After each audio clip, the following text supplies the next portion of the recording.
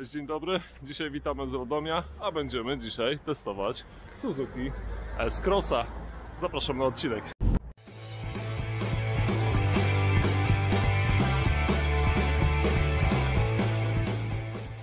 Dzisiaj testujemy Suzuki S-Cross z silnikiem benzynowym 1.5. To jest tak zwana twarda hybryda, więc zobaczymy, jak tym samochodem będzie się jeździło dzisiaj akurat po Radomiu.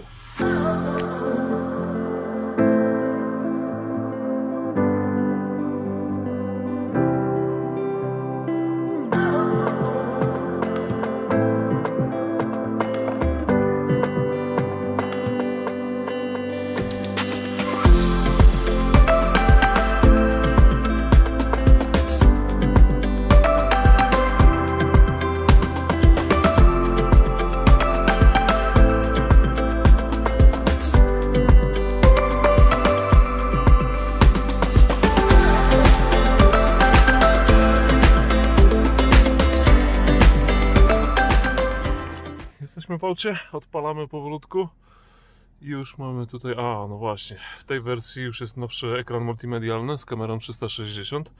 Elementy wnętrza tutaj, jeśli chodzi o deskę, bardzo podobna jak do poprzedniej wersji S-Crossa.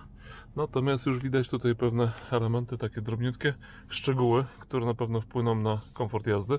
Jedno od razu, co zwracam uwagę, mieliśmy okazję wcześniej pojeździć właśnie poprzednią wersją S-Crossa i tutaj też były te łopatki do zmiany biegów w trybie manualnym i tutaj jest problem taki, że one się kręcą razem z kierownicą, to znaczy jakby przyszło Wam do głowy, żeby zmienić bieg, jednak kiedy ta kierownica gdzieś ucieka na bok, to trzeba tych łopatek szukać. W przypadku Kii to mieliśmy na przykład tam, jak pamiętacie pewnie na odcinku, że te łopatki były troszeczkę odsunięte za kierownicą i wtedy można było ten bieg sobie zmienić mimo tej dowolnej pozycji kierownicy. No dobra, ruszamy w trasę, zobaczymy, jak autko jeździ. Wrzucamy wsteczne, kamerka 360, od razu ostrzeganie o osobach, które przechodzą za pojazdem, to bardzo dobrze. I powolutku będziemy sobie ruszać. Pięknie. I na początek myślę, że może zwykły drive bez zmiany biegów łopatkami. Przejedziemy się kawałek, zobaczymy, jak samochodzik sobie radzi. Dźwięk migaczy od razu na starcie, taki w miarę spokojny, nie przeszkadzający, także migacze na starcie na duży plus. Ojej, ale słuchajcie, jeśli chodzi o przyspieszenie, może na razie jeszcze silnik jest trochę zimny, nie będziemy go tak za bardzo cisnąć. Później jeszcze to sprawdzimy, ale pierwsze odczucie jest takie, że jest straszny taki lag przy dodawaniu gazu, że jednak ten samochód przyspiesza z strasznie dużym opóźnieniem. Jest jednak takie spora dziura, zanim on zareaguje na pedał gazu. Ta wcześniejsza wersja to była chyba bodajże z silnikiem 1.4 benzynowa, nie, 1.2 przepraszam. Tamta była taka trochę bardziej dzika i reagowała dużo szybciej, tak aż wyrywał się samochód do przodu, a natomiast tutaj jest dużo spokojniej. Natomiast na pewno to jest dla takiej komfortowej jazdy akurat dobrze. Robimy od razu próbę aktywnego tempomatu. Także ustawiliśmy sobie prędkość, jedziemy za wyprzedzającym nas pojazdem. Przed chwilą zatrzymał nam się bardzo ładnie na światłach, ale chcieliśmy to przetestować jeszcze dokładniej. Na pewno samochód jeździ tak dostojnie, powoli, spokojnie. To jest na pewno samochód do takiej spokojnej jazdy, bardzo wygodnej. Także zobaczymy, przejedziemy się trochę po mieście, zobaczymy, jak on się będzie zbierał w momencie, kiedy zatrzyma się na przykład za jakimś pojazdem, ten pojazd ruszy i potem w jakim tempie on za tym pojazdem będzie nadążał. Pamiętacie, że w Suzuki Sways na przykład mieliśmy taką sytuację, że ten samochód wtedy bardzo wolno się rozpędzał, a tutaj zobaczymy, jak będzie wyglądać sytuacja. Mamy czerwone światło, więc musimy się zatrzymać, nie mamy nikogo przed sobą, nie ma rozpoznawania świateł, więc musimy sobie się zatrzymać sami. Ok, mamy start-stop załączony. Teraz z tej twardej hybrydy ruszamy.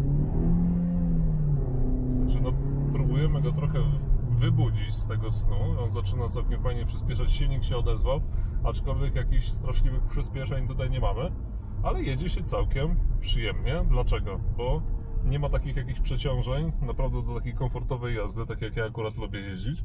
Wydaje mi się, że ten samochód naprawdę jest bardzo wygodny. Ok, testujemy teraz, czy samochód sam się zatrzyma za tym pojazdem przed nami, zwalnia, dobrze. Ok, widać, że ten aktywny tempomat teraz mamy ustawioną taką odległość trochę większą. Bardzo fajnie. Tutaj akurat mam sytuację taką, że też zamieniły się samochody, więc miejscami. Teraz powinienem przyspieszyć, zobaczymy jak szybko zareaguje. Na razie w ogóle nic się nie dzieje jeszcze. Nic się nie dzieje. No, testujemy teraz zatrzymywanie się. I pięknie, powolutku, naprawdę miękko i komfortowo zatrzymał się za pojazdem przed nami. Także to no duży plus. Ok, zobaczymy co się będzie dzieje. Ale patrzcie co się dzieje. Ok? I muszę zahamować sam. Gdzie to mieliśmy? W którym samochodzie? W Nissanie chyba taką mieliśmy sytuację, że samochód zatrzymał się sam, dał sygnał i po czym rusza w ten pojazd przed nami. Dlaczego się tak dzieje? To jest właśnie coś, jak się przegapi, to można uderzyć komuś w tył. Ten samochód po zatrzymaniu powinien się, tak jak na przykład robił to Suzuki Sways, zatrzymać się całkowicie i nie pozwolić wjechać komuś w tył. Teraz samochód zatrzymał się i patrzymy właśnie ruszanie. Ok, pojazd przed nami rozpędza się i tutaj w miarę płynnie poruszamy się do tej prędkości wyznaczonej na tempomacie. Fajnie, tutaj to ruszanie jest naprawdę takie płynne, komfortowe. Ok, jeśli chodzi o tę funkcję tutaj, czyli ruszanie za pojazdem, wszystko jest jak najbardziej ok. Ok, będziemy teraz spróbowali troszeczkę się rozpędzić, zjeżdżamy sobie z ronda, wyjedziemy na prostą i z takiej prędkości miejskiej przelotowej dajemy pedał do tak zwanego oporu. Raz, dwa, trzy, wyjemy i dopiero skrzynia biegów zmienia biegi.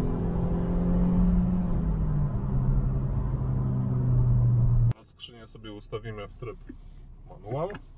Będziemy sobie biegi zmieniać łopatkami, które znajdują się tutaj za kierownicą. Zobaczymy.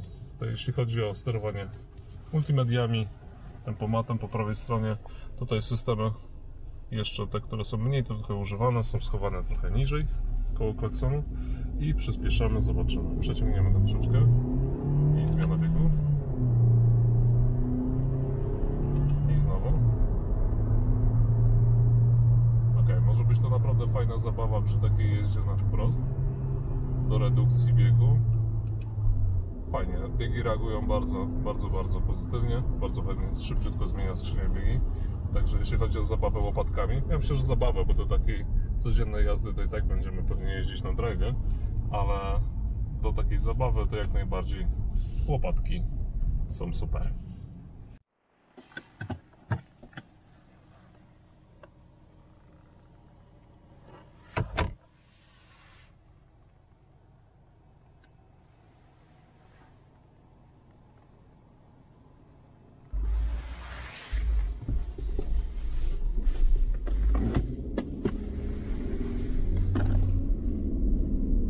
Ruszymy troszeczkę wolniej, tak delikatnie spróbujemy ruszyć w tym trybie elektrycznym. Na wyświetlaczu ustawiliśmy sobie podgląd, tak żebyśmy też wszyscy widzieli co się będzie działo. Czekamy na zielone światło.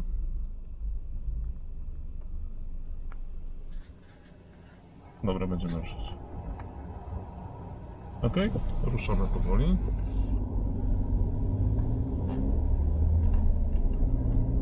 Ale słychać ten silnik elektryczny gdzieś tam wspomaga, ale ten spalinowy cały czas chodzi jednak. Widać, że wyraźnie ta twarda hybryda odzywa się wtedy, kiedy mocniej przyspieszamy, to wtedy on jednak wspomaga ten silnik spalinowy właśnie tym silnikiem elektrycznym. Jesteśmy już pierwsze kilometry z Suzukiem. Wydaje się, że naprawdę samochód będzie bardzo komfortowy w jakimś dłuższym takim poznaniu przy dłuższych podróżach. Fotel jest naprawdę super wygodne. Miejsce nad głową jest jeszcze tutaj przynajmniej na 4 palce, także komfortowo, dużo miejsca nawet dla takich osób, które są troszeczkę większe, na pewno się tutaj spokojnie odnajdą. Kierownica miła w dotyku, także te takie aspekty bardzo istotne dla kierowcy, materiały bardzo fajnie wykonane, są na pewno na duży plus i myślę, że ten samochód do jakichś dłuższych takich tras można traktować jako wręcz idealny. Niestety nie możemy Wam tego pokazać, nie możecie tego usłyszeć z racji praw autorskich na YouTubie, ale kilka słów na temat audio. Już wcześniej w poprzedniej wersji S-Crossa zauważyliśmy to, że to audio jest takie troszeczkę przytłumione, brakuje tych wysokich tonów. No i tutaj w tej wersji, którą jedziemy, to się dużo nie zmieniło. Jeśli chodzi o bas, średnie tony, jest wszystko ok, natomiast w wysokich tonach zdecydowanie nam troszeczkę tego brakuje. Nie jesteśmy w stanie już tego nawet wyregulować, tak żeby ta muzyka była naprawdę taka na takim poziomie, jakim byśmy oczekiwali. Także tutaj do audio delikatne, małe, ale jednak zastrzeżenia.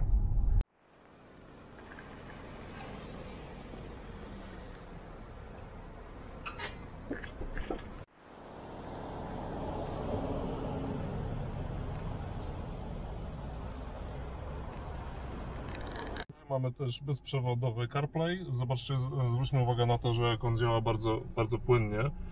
W innych autach niestety jest tak czasami, że on strasznie laguje, a tutaj jest to działanie naprawdę super płynne. Jest bezprzewodowy, działa prawidłowo, więc naprawdę na duży plus. Skrzynia biegów 6-stopniowa AGS, ona ma troszeczkę tak imitować działanie skrzyni CVT, natomiast tutaj jest jednak wyraźny ten skok biegu, zmiana biegu. Mamy też podgrzewanie foteli dwustopniowe, prawo-lewo dla pasażera i dla kierowcy.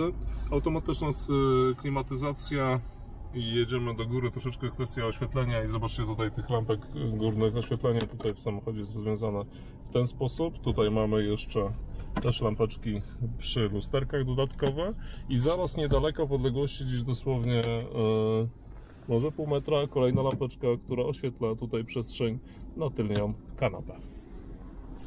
Obok lampek jest oczywiście też jeszcze schowaczek na okulary. On tutaj jest wyłożony takim fajnym, mięciutkim tworzywem, tak żeby tutaj nasze najcenniejsze okularki się po prostu nie porysowały. Także schowaczek działa bardzo dobrze, niektóre się czasami potrafią zacinać, a ten tutaj jest naprawdę ok, fajnie, na duży plus. Lusterko dla pasażera, także tutaj też z oświetleniem, podobnie jak dla kierowcy.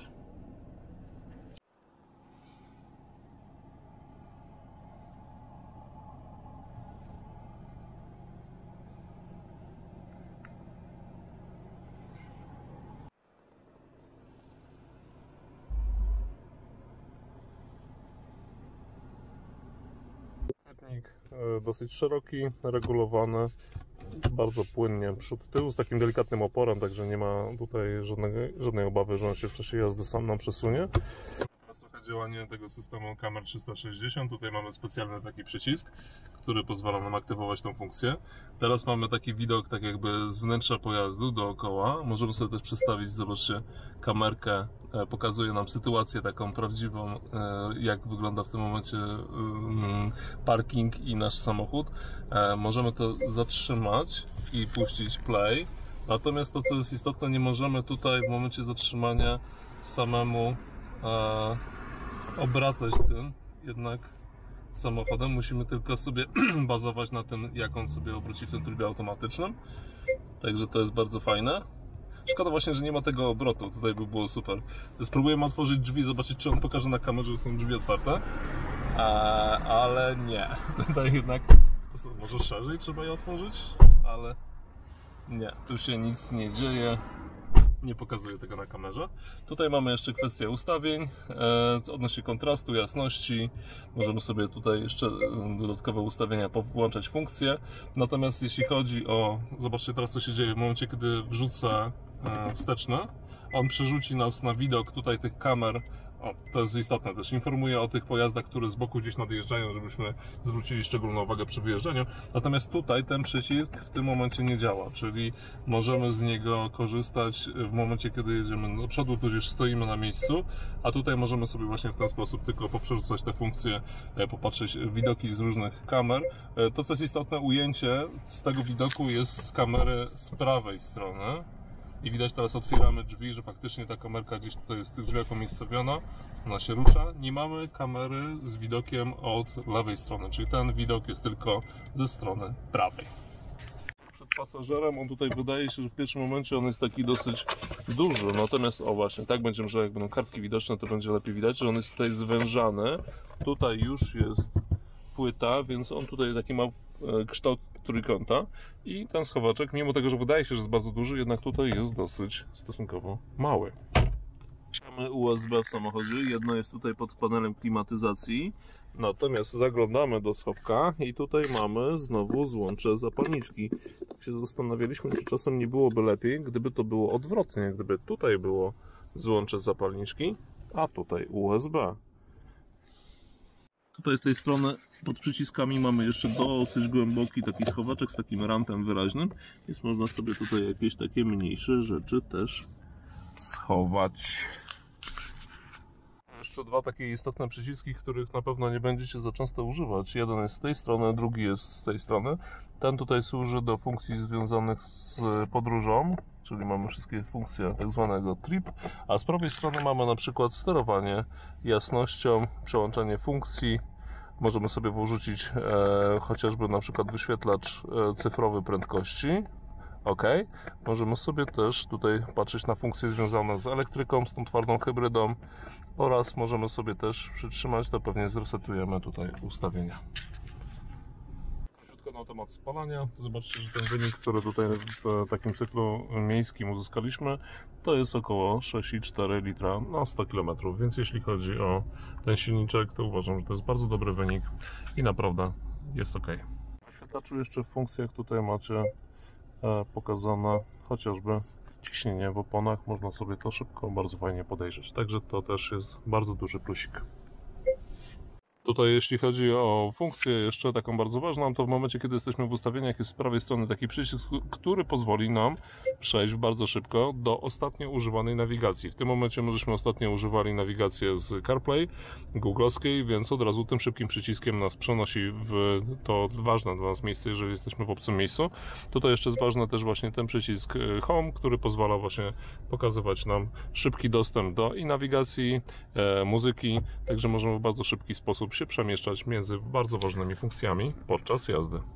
Jeśli chodzi o boczki drzwi, bardzo fajne tutaj umocowanie na dużą butelkę, tutaj troszeczkę mniejszy schowaczek, tutaj mamy jeszcze jeden taki mniejszy na jakieś drobne przedmioty. No i jak zwykle spróbujemy zrobić sobie test zamykania drzwi, jaki ten dźwięk się tutaj nam pojawi. Drzwi wydają się tak w miarę solidne, także stwarzają wrażenie bezpiecznych. Ten dźwięk jeszcze raz, zamykania. OK, bardzo fajnie, na duży plus. W zamknięciu auta lusterka musimy sobie jednak złożyć w trybie ręcznym, ponieważ nie składają się automatycznie. Natomiast mamy przycisk, którym możemy te lusterka złożyć, więc tutaj nie znaleźliśmy nigdzie w ustawieniach opcji takiej, która pozwoliłaby to jakoś spersonalizować, żeby te lusterka się zamykały po zamknięciu samochodu. Natomiast widać, że można nimi elektrycznie też sterować.